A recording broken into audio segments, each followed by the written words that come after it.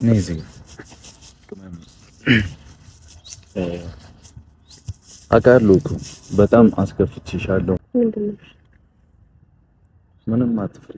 ለሰምሽ ምናምን መስሎሽ ነው እንዴ? ሳማት ልገርጽ ከልቤ ነው የምልሽ።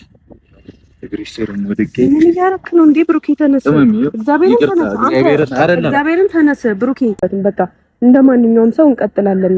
በቃ መንገድ ላይ ምናምን ስንታይ መዘጋጋት የለብንም። ግን ደግሞ በቃ እንደ በፊቱ የሚቀጥል ነገር አይኖርም ከዚህ በኋላ።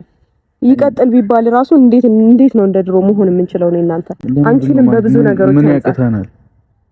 ምንም የከለከላችሁ ነገር አለ ሃይሚ? እንደውም ሁለታችሁ አንተ ያልገባ ብዙ ነገሮች አሉ። በጣም ብዙ ነገሮች ተፈጥረዋል አይደል እንዴ? ከዛም በፊትም ፍጹም ታውቃቸው ነገሮች ብዙ ነገሮች አሉ። አሁንም ደግሞ እንደዚሁ።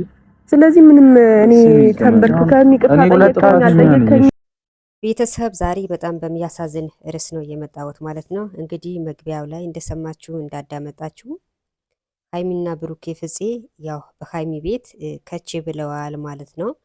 በመጀመሪያ ሃይሚና ብሩኬ መቼም አይለያዩም፣ ጉዞ ወደፊት ናቸው ማለት ነው። ሲቀጥል ደግሞ ያው መግቢያው ላይ እንደሰማችሁ ሃይሚ እህታችን ይቅርታ አልቀበልም እያለች ነው ማለት ነው። ብሩኬ ወንድማችን ያው ከዚህ በፊትም ተናግረዋል፣ ደግሞ ደጋግሞ ይቅርታ አጥፍቻለሁ፣ ይቅርታዬን ተቀበይኝ እያላት ነው ማለት ነው። ሃይሚ የልብህ አድርሰህ ይቅርታ አልቀበልህም እያለች መልስ እየሰጠች እየተከራከሩ ነው ማለት ነው። በመጀመሪያ ደረጃ ሰው ሆኖ የማይሳሰት የለም፣ ሁላችንም እንሳሰታለን፣ ተሳስተንም ደግሞ እንታረቃለን ማለት ነው። እና ምን ለማለት ፈልጌ ነው፣ ሃይሚ እህታችን ብዙ የሚወዳት ሰዎች አሉ፣ ብዙ አድናቂዎች አሉ፣ ብዙ የሚደግፋት ሰዎች አሉ፣ ታውቃላችሁ ማለት ነው።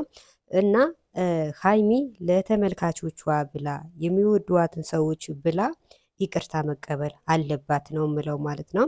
እንግዲህ መግቢያው ላይ እንደሰማችሁ አብሬ መቀጠል አልችልም፣ ካሁን በኋላ ከአንተ ጋር መኖር አልፈልግም ስትለው እንደሰማችሁ ፍፄ ወንድማችን መቀጠል ምን ይከለክልሻል ብሎ መልስ ሰጥተዋታል ማለት ነው።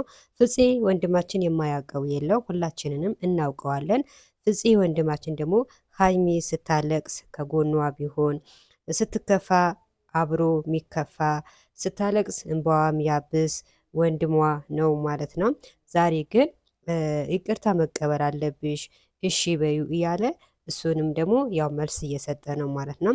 ስለዚህ ሃይሚ እህታችን ለተመልካቾቿ ብላ እሺ ማለት አለባት። ሃይሚ እንደምታውቁ ብዙ ሰው ይወዳታል፣ ብዙ ሰው ያከብራታል፣ ብዙ ተወዳጅ አላት፣ ብዙ የሚያከብራት ደጋፊዎች አሉ ማለት ነው። እንግዲህ ዛሬ በሃይሚ ቤት የተለቀቀ ቪዲዮ ብዙዎቻቸው ሃይሚ እሺ በዩ እያላችሁ ብዙዎቻችሁ ተወቅሳችኋል፣ ተጨንቃችኋል ማለት ነው። በእርግጥ በሃይሚና በብሩኬ የተጨነቃችሁ ሰዎች ብዙዎቻችሁ አላችሁ ማለት ነው። ሁላችንም ተጨንቀናል። እንግዲህ ያው ከትላንትና ወዳ በብሩኬ ቤት የተለቀቀ ቪዲዮ ሁላችሁም ደግሞ ደስተኛ አልሆናችሁም። ምክንያቱም ደስተኛ ያልሆናችሁበትን ምክንያት መጀመሪያ ይቅርታ ይቀድማል ወይስ ቀለበት ይቀድማል በማለት ነው ብዙዎቻችሁ ደስተኛ ያልሆናችሁ።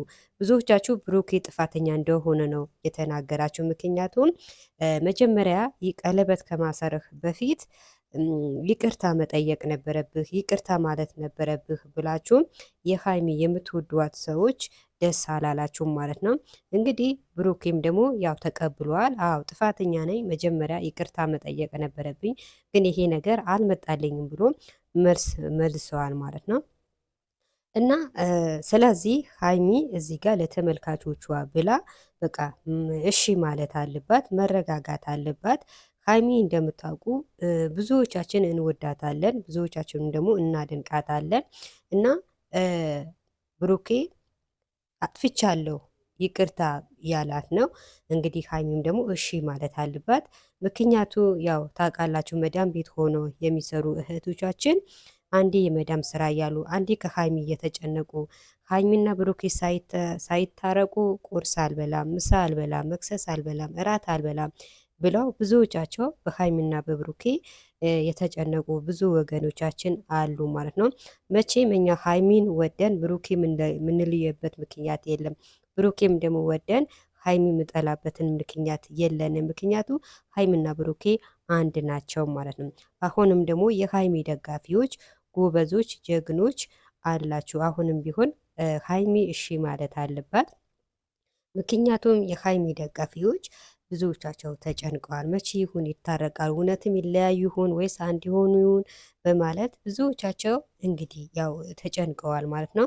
ሀይሚ ይቅርታ መቀበል አለባት። እንግዲህ መግቢያው ላይ እንዳያችሁ ፍፄ ወንድማችንን አለ እንግዲህ ከዚህ በፊት ሁላችንን የምናውቀው በሀይሚ ቤት ነው።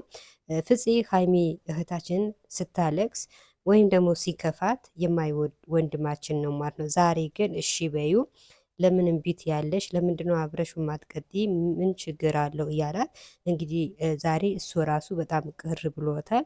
እና ሀይሚና ብሩኬም ደግሞ መቼም አይለያዩም። ጉዞ ወደፊት ናቸው እንጂ ወደ ኋላ የለም። አሁንም ቢሆን ሀይሚ እህታችን እሺ ማለት አለባት። እንግዲህ ሴጣንን ማብረድ አለባት። ሰው ነን እንሳሰታለን፣ አንሳሰትም አንልም፣ ግን ይቅርታ ስንጠያየቅ ደስ ይላል። ሀይሚም ደግሞ እሺ ማለት አለባት። በቃ ያው ባለፈ እዩ ነበረች። እዩ ካሁን በኋላ አይለምደኝም ከህይወታቸው እወጣለሁ ብላ በአንድ ቃልዋ ተናግራ ወጣች።